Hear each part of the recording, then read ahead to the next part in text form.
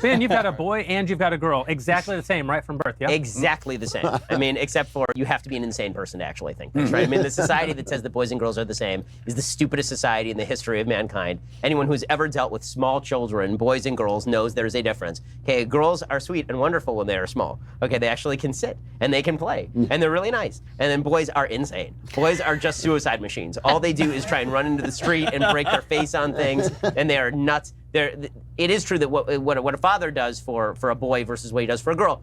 When you're a father for a girl, you spend most of your time trying to protect your girl against, and this is true throughout life, I think. You spend a lot of time trying to protect your girl from various threats from the outside, because this is the job of a man toward his wife as well. This is the job of a man toward his daughter and toward his wife, and to warn your daughter that men are not to be trifled with, right? That men can be very threatening, right? The right man can be the best thing in the world for you.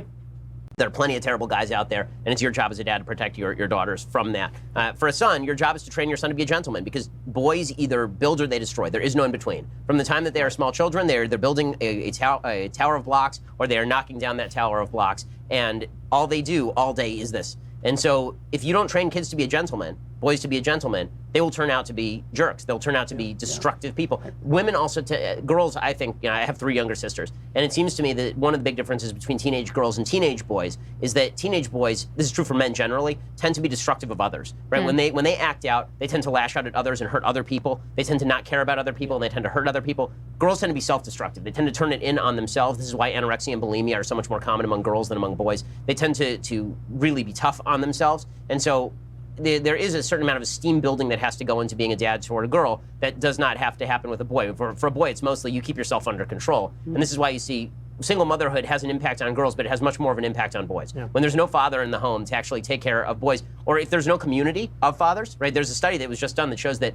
the single greatest predictor of teenage crime is not actually only single motherhood in a particular home, it's single motherhood in a community. So if there's a community of men around, they can sometimes fill the gap that's left by a particular father in a particular community, but men have to be there to model for boys what it is to be a gentleman and to be a defender of decency as opposed to being an aggressor, because boys who are not defenders become aggressors. Yeah. It's important for a boy to grow to be a gentleman.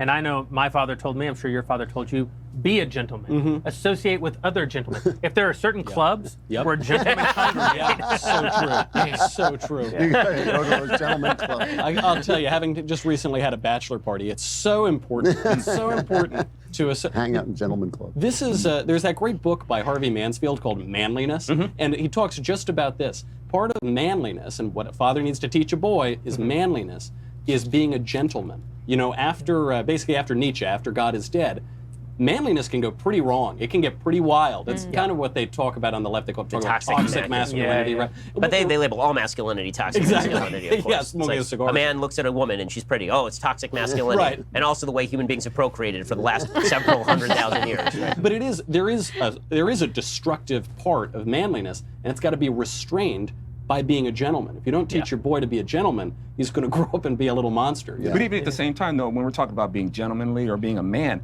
according to what, though? That's the problem, because we can talk about being a man all day, but what does that actually mean? What does that really look like? Or being a gentleman and how you're going to treat a woman and stuff like that, because we're going to have different standards and different models of what that looks like. And all of those things, they don't really have a solid foundation. So to that end, what do we look towards to be a model man, a model gentleman, a model father, a model husband? You know, what do we look to? I mean, for myself, you know, I think people would know that my answer is going to be the scriptures. I look to the Bible. Father in heaven. Exactly. I look towards him and I look at his statutes on how to do that. But I think that's one of the bigger problems, is that that's one of the things that's promoted. You know, it's like, you got to be a man. Okay, a man according to what? You know, so unless we really get solid with that, a lot of people reject what the truth is on that, and that's another problem.